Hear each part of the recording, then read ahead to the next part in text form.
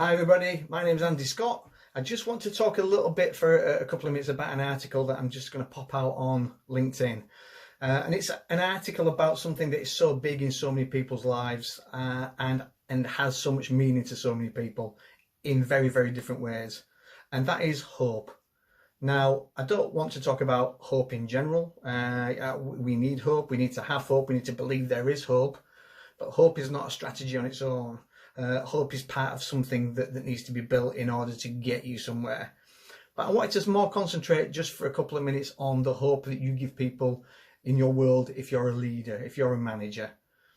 Now, people need people to believe in, they need people to look up to. And if you are a good leader, then that is hopefully you.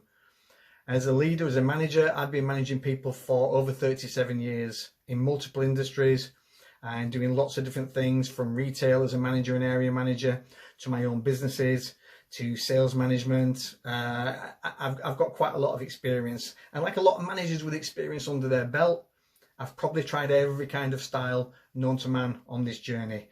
From the initial, I've got a bit of power now, what do I do with that? Surely I just got to run around and tell people what to do, this is amazing, yeah. Through to the I must be right about everything because my insecurities are saying that I'm a growing manager now, so surely as a growing manager I have to be right.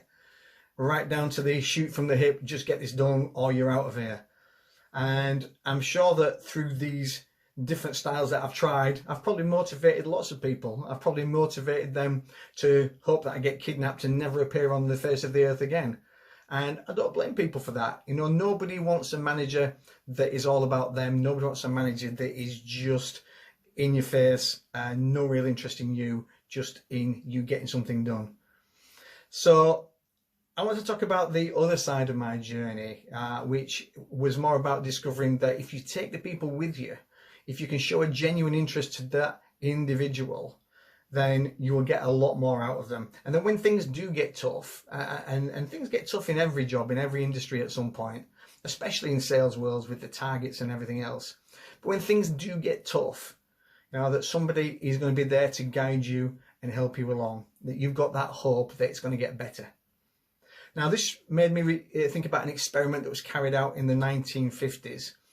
By a group of scientists who took some rats and they put some rats in a pail of water, and they basically wanted to figure out how long these rats would tread water for before they just gave up. Now, rats are intelligent animals, they are problem solvers. If there's a way to get something done, if there's a way to get out of a bad situation, a way to get fed, a rat is going to find it. That's why they're in so many experiments. So they put these rats into the water, and the average rat would tread water for about 15 minutes, going round and round in this bucket, before it realised that there was no way out. There was nothing to save them. Nothing was going to get better. So they just gave up and they sank.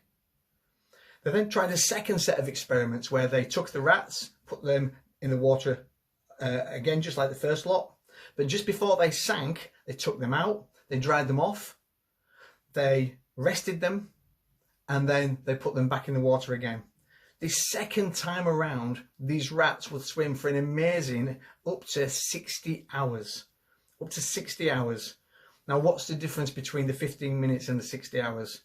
Quite simply, it's hope.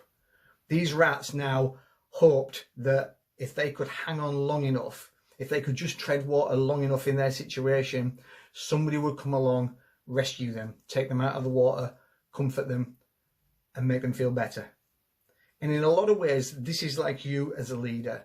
You know, your people that are underneath you, the people that are looking up to you, want to know that when things get bad, when things get tough, you know, when they're worried about everything, they're worried about their jobs, they're worried about surviving, that somebody is going to have the presence of mind to come in, notice what's going on, pick them up, comfort them, make them feel better about themselves, refocus them, revitalize them, and then send them back on their way.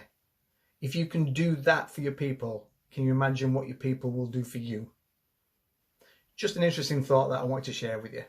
Okay, hope you enjoyed the video. See you soon.